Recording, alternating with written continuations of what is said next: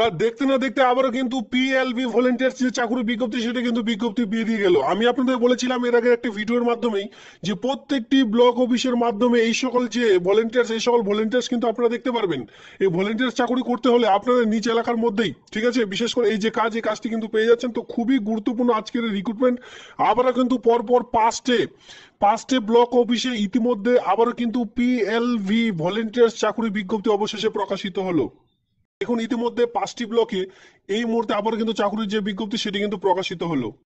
তো যারা এখনো পর্যন্ত আপনাদের ব্লক অফিসের নাম কমেন্ট সেকশনে কমেন্ট করেনি, আমি আপনাদের বলবো অবশ্যই কমেন্ট সেকশনে কমেন্ট করবেন আপনাদের ব্লকের নাম। দেখা গেল আপনাদের ব্লকেও এই চাকরি বিজ্ঞপ্তি আসতে চলেছে, আমি আপনাদের এক এক করে ভিডিওর মাধ্যমে তা জানিয়ে দেবো। ইতিমধ্যে 5টি ব্লকে চাকরির বিজ্ঞপ্তি প্রকাশিত হয়েছে।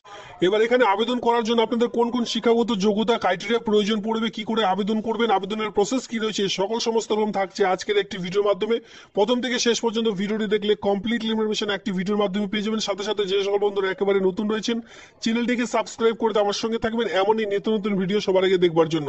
তো চলো সরাসরি সেই যে ডিটেলস, সেই রিক্রুটমেন্টের নোটিশটি আমি আপনাদের এক এক করে দেখিয়ে দিই। তার আগে দেখিয়ে দিই এই যে লাস্ট ডেট, এই লাস্ট ডেট কি রয়েছে, আবার কি করে আবেদন করতে হবে। দেখুন, লাস্ট ডেট রয়েছে সামনে মাসের 9/6/2025 তারিখ পর্যন্ত যে আবেদন সেটা কিন্তু করা যাবে। প্রত্যেকটি ডকুমেন্টস এখানে অফলাইনে যেহেতু ফর্মটি ফিল আপ করতে হচ্ছে, প্রত্যেকটি ডকুমেন্টস আপনারা সেই ফর্মটির সঙ্গে অ্যাটাচ করবেন জেরক্সের মধ্যে, যেখানে সেলফ অ্যাটাস্টেড করে নিতে হবে। সেলফ অ্যাটাস্টেড করে একটি খামের মধ্যে ভরে তারপরে কিন্তু আপনাদের বাই পোস্ট কুরিয়ারের মাধ্যমে আপনারা কিন্তু পাঠিয়ে দিন নির্দিষ্ট সময়ের মধ্যে, তাহলে আবেদন প্রক্রিয়া একেবারে কমপ্লিট হয়ে যাবে। আমি আপনাদের একে করে দেখিয়ে দিচ্ছি লাস্ট ডেট, ফার্স্ট ডেট, এই সকল সমস্ত রকম দেখে নেওয়ার পর ফর্মটি আমরা দেখে নেব।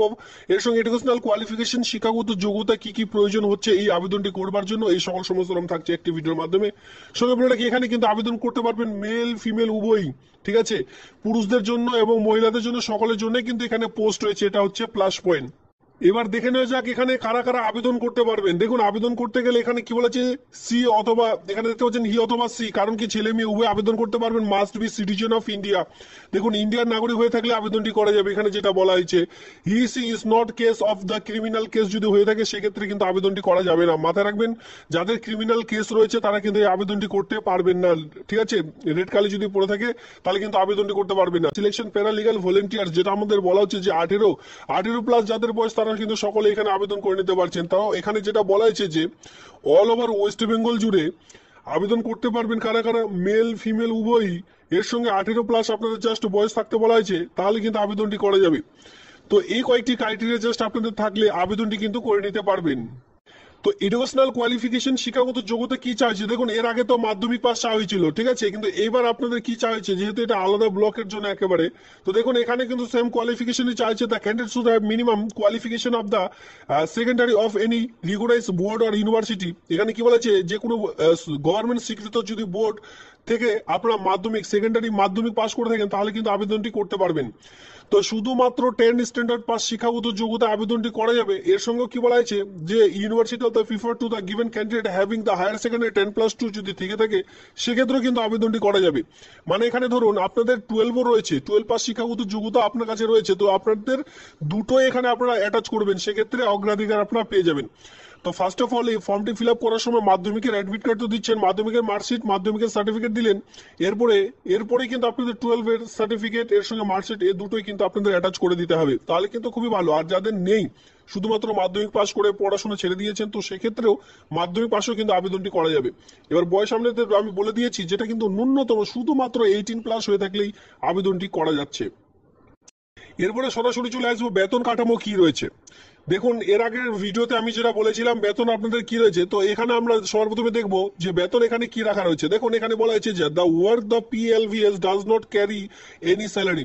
এখানে কি হয়েছে, রিমিনেশনটা, যেটা রিমিনেশনের কথা রাখা রয়েছে আপনাদের এখানে কিন্তু পার ডে, ওয়েস্ট বেঙ্গল এট রুল হিসাবে দেখুন 750 টাকা করে পার ডে আপনার যে বেতন সেটা কিন্তু পেয়ে যাবেন। সেক্ষেত্রে এখানে তো বলা হয়নি যে আপনাদের 30 দিনের মধ্যে 15 দিন কাজ দেওয়া হবে, এখানে কিন্তু বলা হয়েছে যে 30 ডে আপনাদের কিন্তু কাজ থাকছে।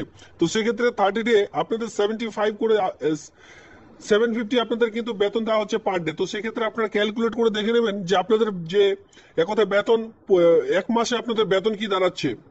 তো বিশেষ করে এই প্যারালিগাল ভলেন্টিয়ার্সে কাজ করতে গেলে আপনাদের যে বেতনটি দাঁড়াচ্ছে 750 টাকা করে 30 ডে আপনাদের দেখতে গেলে 22,000 প্লাস আপনারা কিন্তু যে বেতন সেটা কিন্তু পেয়ে যাচ্ছেন। 22,500 সামথিং এখানে আপনারা কিন্তু যে বেতন সেটা কিন্তু আপনারা পাবেন। ক্যালকুলেট করে দেখে নেবেন 22,500 সামথিং এরকম কিছু একটা আপনাদের বেতন দাঁড়াবে। তো এই অনুযায়ী আপনারা কিন্তু যে কাজ সেই কাজটি কিন্তু পেয়ে যাচ্ছেন। তবে এটি কিন্তু ভলেন্টিয়ার্সের একটি কাজ, জাস্ট এখানে বলা হয়েছে যে পিএলভি প্যারালিগাল ভলেন্টিয়ার্স এই মুহূর্তে চাকুরির যে বিজ্ঞপ্তি সেটি কিন্তু প্রকাশিত হয়েছে, যেটা অল ওভার ওয়েস্ট বেঙ্গল জুড়ে আবেদন করতে পারবেন। এর আগেরটাতে কিন্তু বলা হয়েছিল যে যে ব্লকের আন্ডারে প্রকাশিত হয়েছে সেই ব্লকের আন্ডারে আবেদন করা যাবে, তবে এখানে বলা হয়েছে যে শুধুমাত্র ইন্ডিয়ান নাগরিক হয়ে থাকলে আবেদনটি করা যাবে। মানে ওয়েস্ট বেঙ্গলের যে কোনো কোনায় আপনারা বসবাস করে থাকুন এখানে আবেদনটি করতে পারবেন, যেখানে মেল ফিমেল উভয়ের জন্য কিন্তু এখানে অলরেডি শূন্যপদ রাখা রয়েছে। আবেদনটি কি করে করবেন, আবেদনটি কোন পোস্ট ঠিকানায় পাঠাতে হবে, বাই হ্যান্ডে পাঠাবেন নাকি রেজিস্টার্ড পোস্ট নাকি আপনাদের হ্যান্ড বাই হ্যান্ড জমা করতে হবে, এই সকল সমস্ত রকম গুরুত্বপূর্ণ পয়েন্টে থাকছে। সবার প্রথমে আমি কিন্তু এটা দেখিয়ে দিই, জাস্ট আপনাদের ফর্মটা দেখিয়ে দিচ্ছি, এরপরে আমি গুরুত্বপূর্ণ পয়েন্টের মধ্যে আসবো।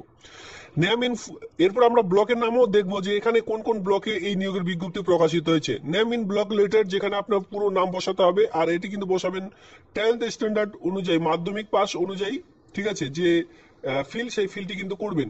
তো প্রথমে দেখতে পাচ্ছেন আপনার নাম, এরপরে দেখতে পারবেন আপনার ফাদার্স নেম, এরপরে দেখতে পারবেন ডেট অফ বার্থ। অবশ্যই যে সকল ফিল করবেন এখানে কিন্তু আপনাদের যে এক কথায় যে ডকুমেন্টস সেই সকল প্রত্যেকটি ডকুমেন্টস কিন্তু দিতে হবে। নেম এন্ড ফাদার্স নেম কিন্তু আপনারা এডমিটে পেয়ে যাবেন, এর সঙ্গে আপনাদের ডেট অফ বার্থ প্রুফ হিসাবেও কিন্তু আপনাদের এডমিটে কিন্তু রয়েছে। এই তিনটে কিন্তু একটি এডমিটের মাধ্যমেই কমপ্লিট হয়ে যাচ্ছে। তো সেক্ষেত্রে মাধ্যমিকের এডমিট কার্ড অনুযায়ী এখানে যেহেতু আবেদনটি করছেন, অবশ্যই মাধ্যমিকের এডমিট কার্ড জেরক্স করে সেলফ অ্যাটাস্ট করে ফর্মটির সঙ্গে জমা করবেন। এরপর দেখুন, আমি ভিডিও শুরুতে বলেছিলাম কারণ কি এখানে মেল ফিমেল উভয় আবেদন করতে পারেন। মেল হলে মেল অবশ্যই কিন্তু এখানে লিখবেন, আর যারা ফিমেল ফিমেল এখানে অবশ্যই এইভাবে করে লিখবেন, ঠিক আছে। এখানে দেখতে পাচ্ছেন address with pincode, postal address এখানে দিতে বলা হয়েছে। এই যে অ্যাড্রেস, এই অ্যাড্রেস আপনাদের যেতে হবে সবার প্রথমে VILL মানে ভিলেজ, এরপরে PO মানে post office, PS police station, এর সঙ্গে আপনাদের দিতে হবে ডিস্ট্রিক্ট, এর সঙ্গে আপনারা দিবেন পিনকোড নাম্বার। এই কয়েকটি অবশ্যই আপনারা কিন্তু ফিল করে নেবেন। এরপরে থাকছে কন্ট্যাক্ট নাম্বার, আপনার কাছে যে মোবাইল নাম্বারটি রয়েছে সেই মোবাইল নাম্বারটি দিলেন, ইমেল আইডিটি আপনাদের এখানে কিন্তু দিতে হবে।